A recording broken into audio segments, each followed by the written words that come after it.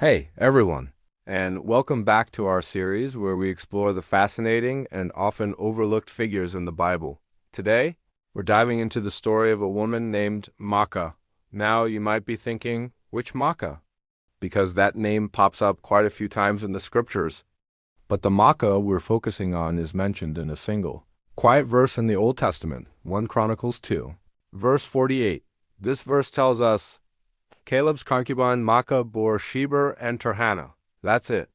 That's the entire biblical text dedicated to her. It's so easy to read right past it, just another name in a long list of genealogies. But let's pause and consider what this simple line reveals. First, let's set the scene. Who was Caleb? This isn't Caleb the spy, Joshua's famous companion.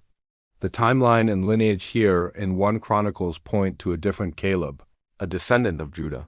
Genealogies in the Bible were incredibly important. They established identity, lineage, and inheritance rights. Being included in this official record meant you were part of the story of Israel. So Maachah is named as Caleb's concubine. In ancient Near Eastern culture, a concubine was a secondary wife.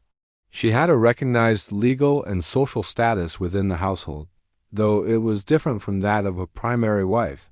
Her children were considered legitimate heirs, part of the family line, which is exactly why Maachah is mentioned here. Her role was crucial for the continuation of Caleb's lineage. Think about it. Through her, the family tree grew. She gave birth to 2 sons, Sheber and Tirhana. We don't know much about these sons either, but their names are recorded for all time.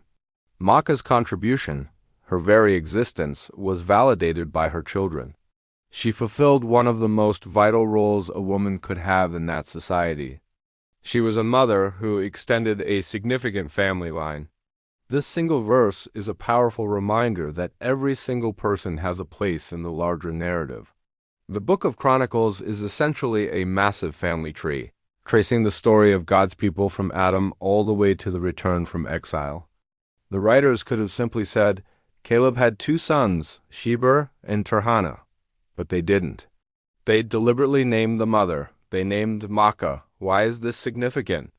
It tells us that the mothers, even those with a different social standing like concubines, were not invisible. They weren't just vessels. They were individuals whose names were worthy of being written down and preserved for thousands of years. Maachah's identity wasn't completely absorbed into her husband's or her son's. She is named. She is remembered. Her story, though brief, encourages us to look for the significance in the small details. It reminds us that God's story is woven together with the lives of countless individuals, many of whom we only know by name. Each one played a part.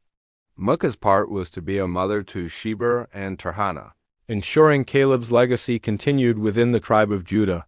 And in the grand, sweeping epic of the Bible, that was a role of immense importance.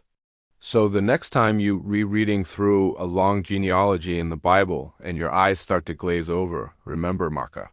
Remember that behind every name is a person with a story, a life, and a unique role in the unfolding plan of history.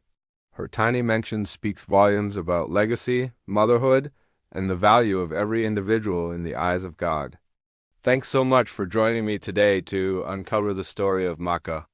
If you enjoyed this deep dive, don't forget to like this video and subscribe to the channel for more stories of the hidden figures of the Bible. See you in the next one.